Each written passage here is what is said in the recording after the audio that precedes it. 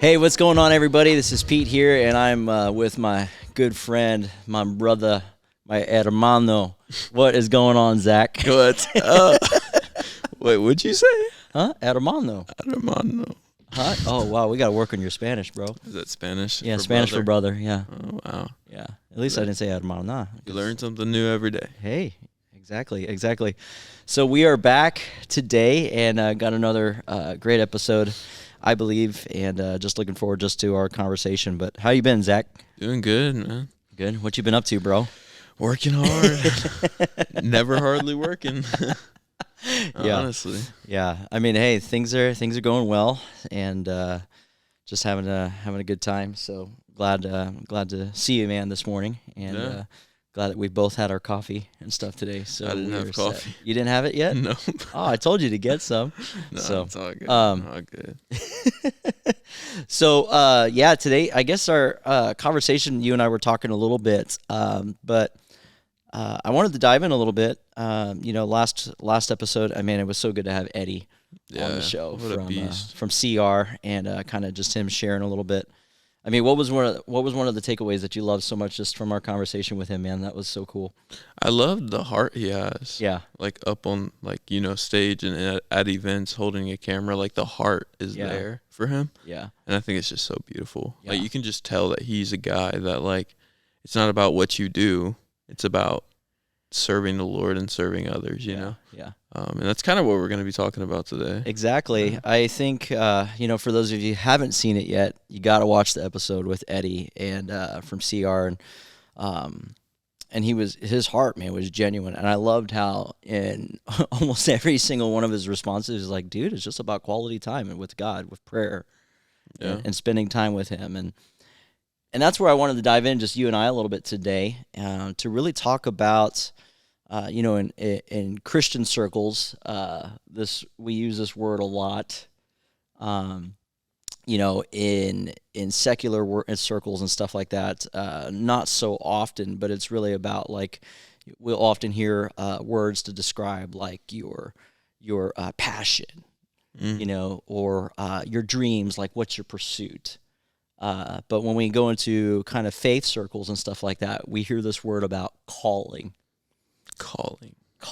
And purpose. Yeah. And so, I kind of wanted to dive into that a little bit today, from a creative standpoint and, kind of maybe even taking from both your and I's perspective, maybe even our life stories in some different ways as well, but really dive into calling. I mean, what does calling look like for you, or like what at your age, at what you've gone through in faith and taking steps out for God? Like, I mean, what did that look like when you realized, ooh, I'm called, or what does it even mean?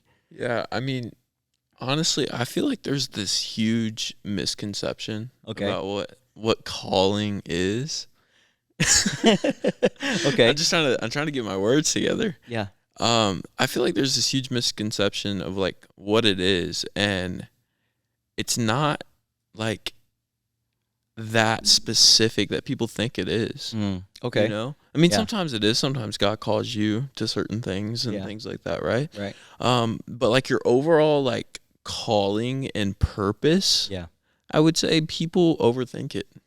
And for me, I overthought it a long time. Okay. Like, God, am I called to be a pastor? Am I called to own a restaurant? Am I called to like this and Dude, that? you are a good cook, though. I am. Just saying. Good skills. Shout out to my mom. She's a chef. Yeah. Not like legit, but she competes. Yeah, that's awesome. Anyways, besides the point. And so like I just think that people overuse this word a lot.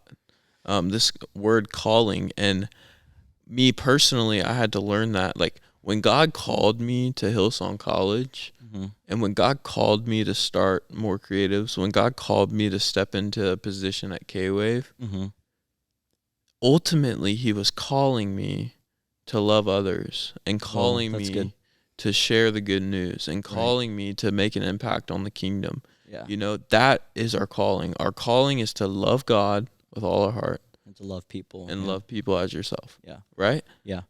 Like, that's what your calling is. That's what your purpose is. It's not like you don't sit around waiting for God to call you to be a doctor or something, you know? Like just if you're not hearing from the Lord specifically, don't sit where you are. Just do what he's already commanded you to do, which is love others and love him and give him glory in everything that you do, right? I think you said it earlier, the idea of calling, and maybe somebody who's watching or listening, they resonated, because I resonated with you a little bit when you were talking about, like, you're trying to think out about all the details. Am I called to be a pastor? Am I called to be this? Am I called to? And sometimes I feel like we can get stuck in that trap of trying to be way too specific, because I do think in a lot of ways calling, to know that you're called, and there's always that quote, right? That God will qualify those he calls, type stuff. And I was thinking about that for a moment, and the reality of it is this, like, when you enter into a relationship with God and you're living out your purpose, you're living out how he's wired you, how he's created you, like the gifts that he's given you, it's through faithfulness. Yeah. It's through daily commitment. It's through sacrifice, like crucifying your flesh daily, and then making a choice and saying, okay, God, you first. God, you first. God, lead me here. My next step, I'm following wherever you're leading me, wherever you're calling me, whoever you're putting into my life, whatever task you're giving me. And then I end up seeing that the calling ends up becoming a lot more refined and even a little bit more clear in some ways, that it's really what you just talked about. It's loving God and loving people.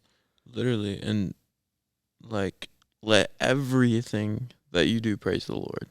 Every single thing. Yeah. Brush your teeth, when you're laying down at night, when you're putting on your clothes, driving, let everything that you do praise the Lord. That's your calling. Yeah. Right? That's what you're called to.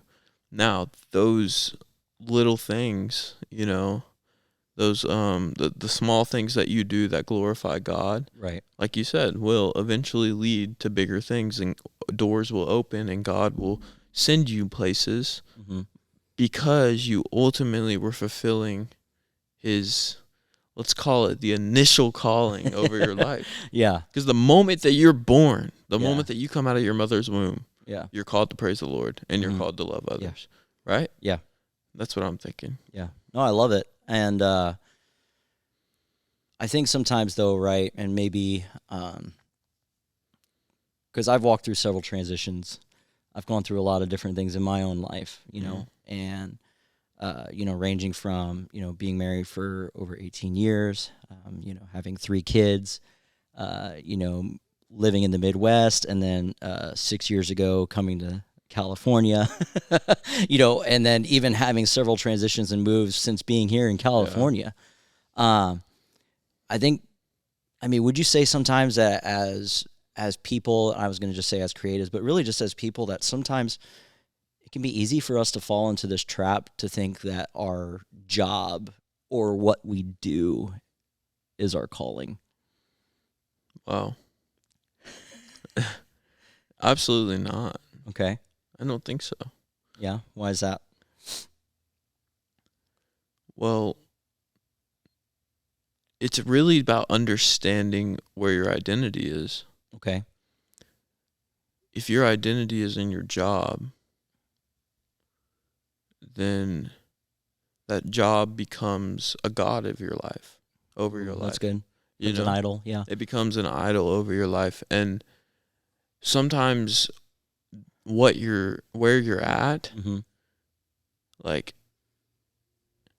okay, so here's what I'm trying to get at. Like, basically, things happen, bad things happen.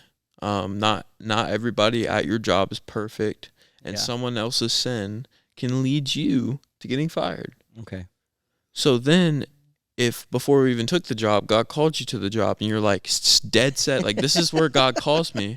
Yeah. And then something bad happens in a world that's not perfect, and you lose your job.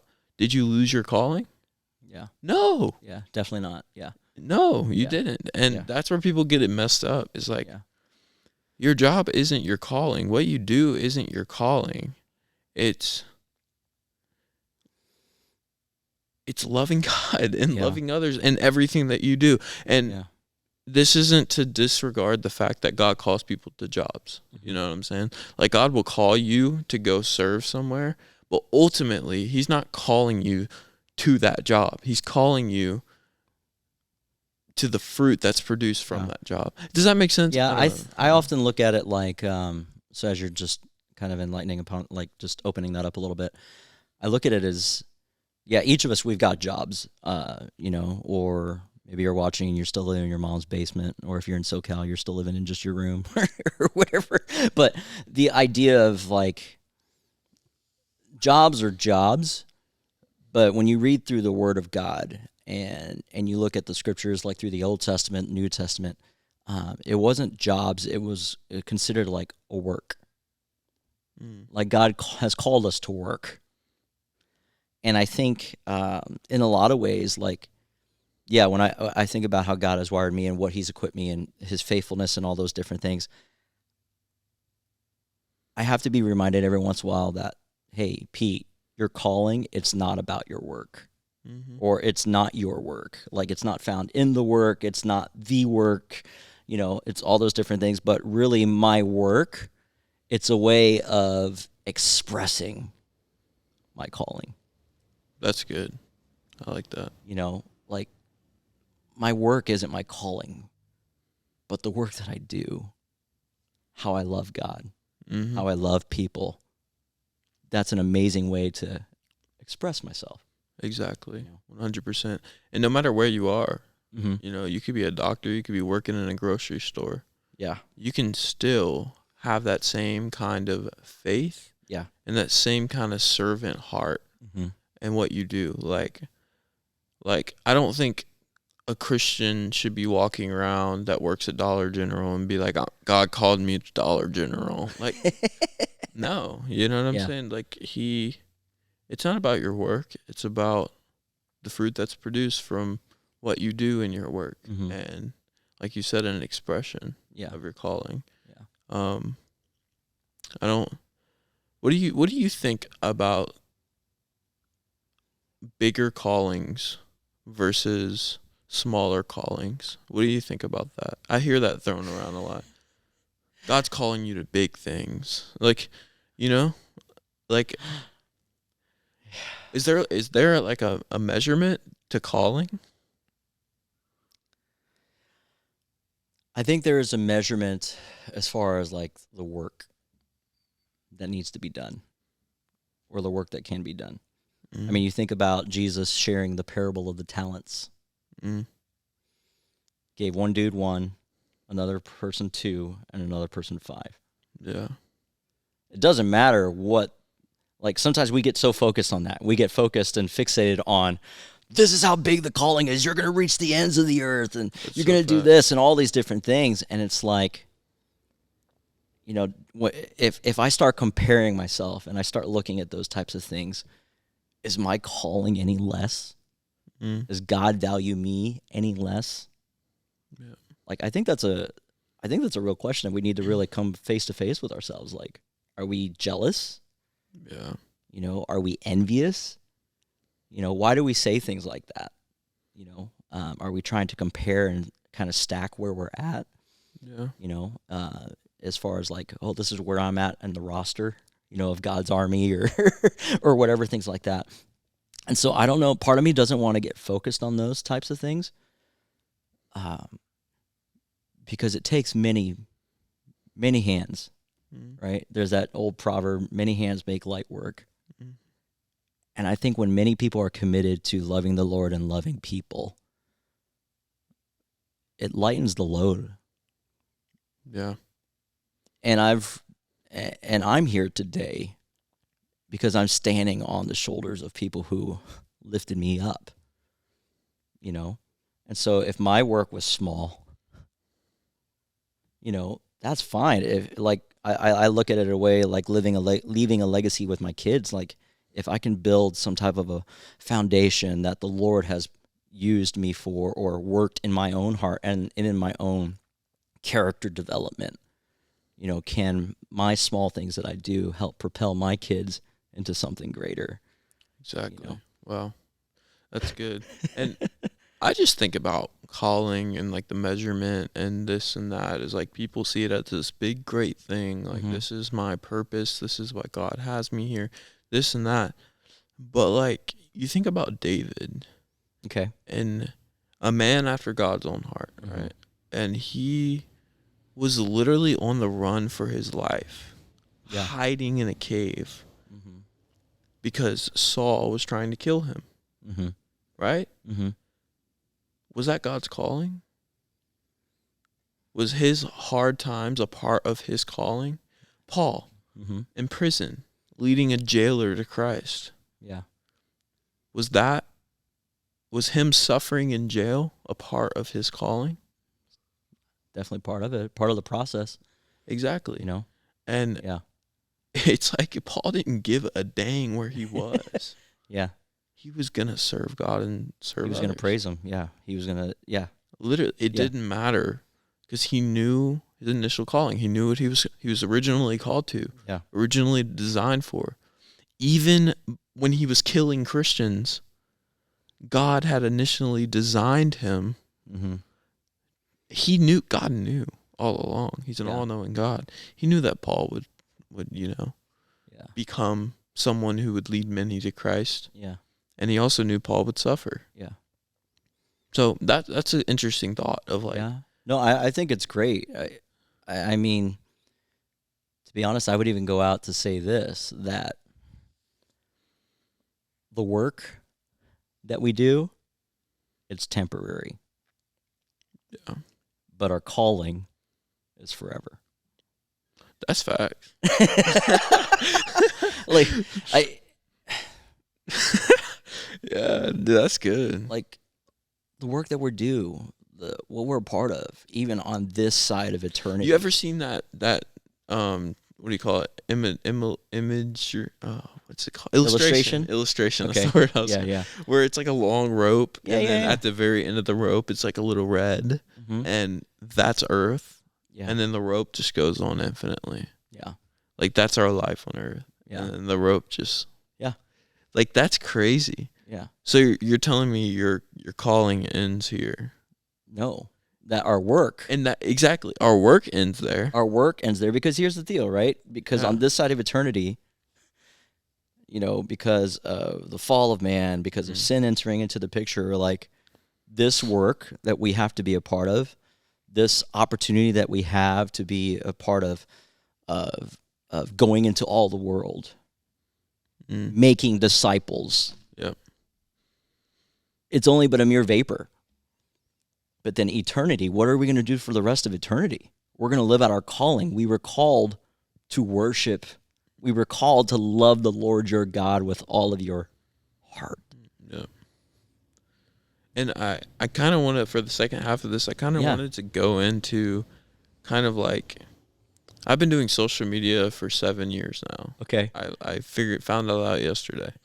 I've been growing platforms for 7 years. 7 years. And I'm 21. Bro. That's amazing. That's cool. So it's kind of weird. For a third of your life. Yeah, like 7 years. That's wild. Anyways, I was just thinking about, like, I'm speaking at a conference tomorrow. Okay. And I'm going to be sharing a little bit about, like, social media in the church. The challenges, the blessings, and the dangers. And I'm getting into social media as a part of your, like, identity in a way. Okay. Of, like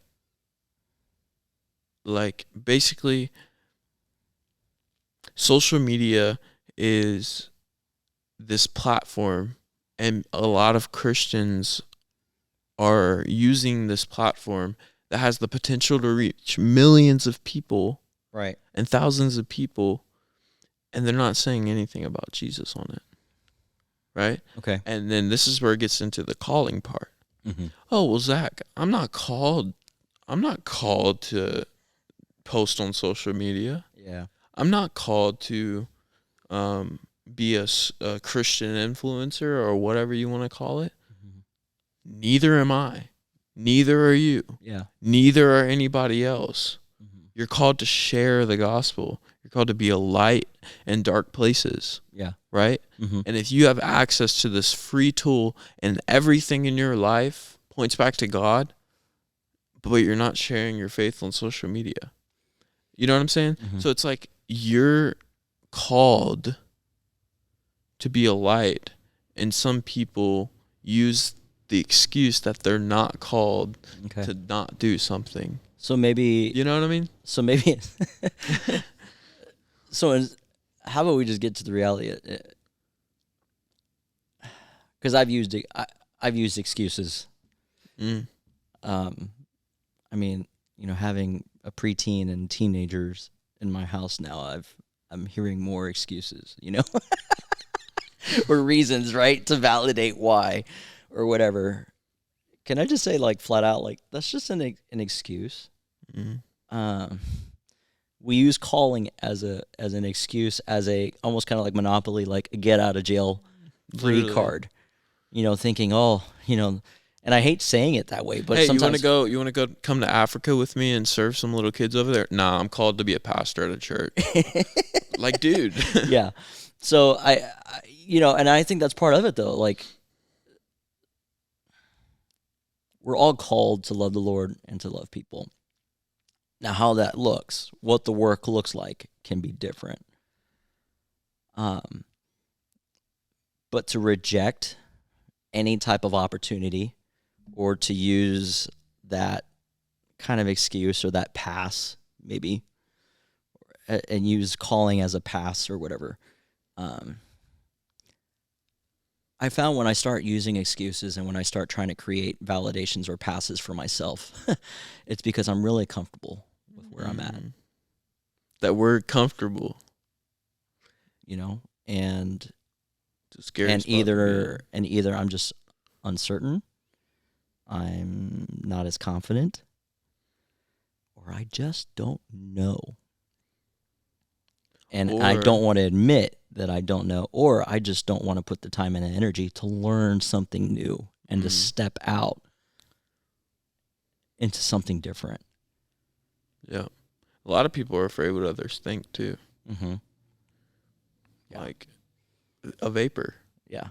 Other people are vapors. Mm-hmm. Your body is a vapor. Yeah.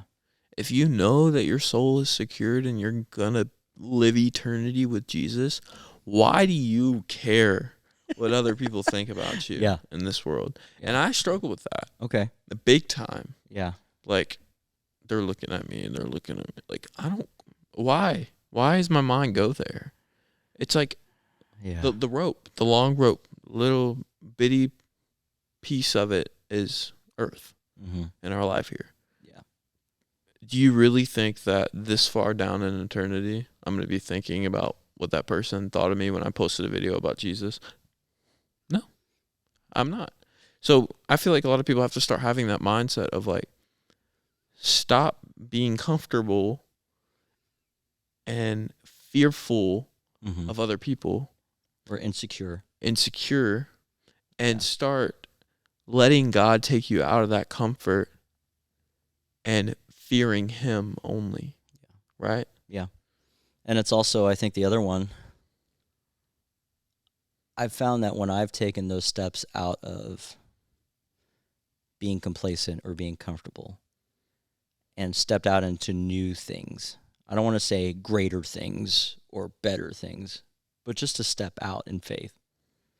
I found that the people that God has brought my way, or the opportunities that He's given me, were so crucial that in looking back at it, I couldn't trade those in. Yeah. Because they were so transformative in my life. Like, I mean, Sarah and I, we talk about it, but like when we moved to SoCal 6 years ago, we knew that God had spoken something to us, that He had called us, per se. But these past, like, 6 years, there have been a lot of hard things, like hard things. Yeah. but I've learned so much because I stepped out and put myself in a position to learn new things, to try new things, to meet new people, to step out into things that I wasn't doing years ago. You know what I mean? Exactly. 100%. Yeah. And it's that I understand, like, the fear. Okay. Yeah. You know, I lived with a group of guys about a year ago, and they would always have friends over. Yeah. And they would, you know, which is no problem at all. Like, we're in our 20s, you know, and they would have game nights, and they would go out and, like, have fun and, you know, go bowling, go here, go there. And I had a goal in mind to start this thing. Okay. This company that we have. And I had a mindset of, like, I want to get this done. I have dreams. I have things that I want to do. Yeah. And I stepped out. Okay. And that means saying no to other things. Yeah. I was in my room all night working on things. Our website. Yeah. Remember that? Yeah. Oh, yeah, man. We spent days working on that. Yep. While all my friends were out having fun and this and that. It's like, but look at the fruit of it. Mm-hmm. Of, like, stepping out and being different than the people around you. Mm-hmm. It's okay to be different. It's okay to be unique and step into those giftings that God has given you. That's good. And stop trying to please other people. Yeah. Because you're not going to please everyone. Yeah. You're not. Yeah, I think just life in general, you know, speaking of pleasing, like, we're never going to be able to please everyone. But yet sometimes we live for that affirmation from everyone. Whereas I'm being reminded once again of, you know, what does it look like? Like, you live your life completely different when you're living for the affirmation from others. But then you also live your life completely different when you're living your life from the affirmation of the one who actually matters. Yeah. When you get it from the one who actually, like, when I receive affirmation from my kids or from my wife, like, that has a whole lot different weight than just by somebody that I met on the street or in a service or it was like, hey, I saw your stuff on social, or I saw what you guys are doing at More Creatives. Man, that's so amazing. Like, we got a partner yeah, that's cool. But that doesn't really shape and define me. Yeah. You know what I mean? Oh, yeah. So I love that, bro. Yeah, that's great. Mm-hmm. Well, it's a great conversation. Yeah, man, I know. Is there anything else you wanted to touch on?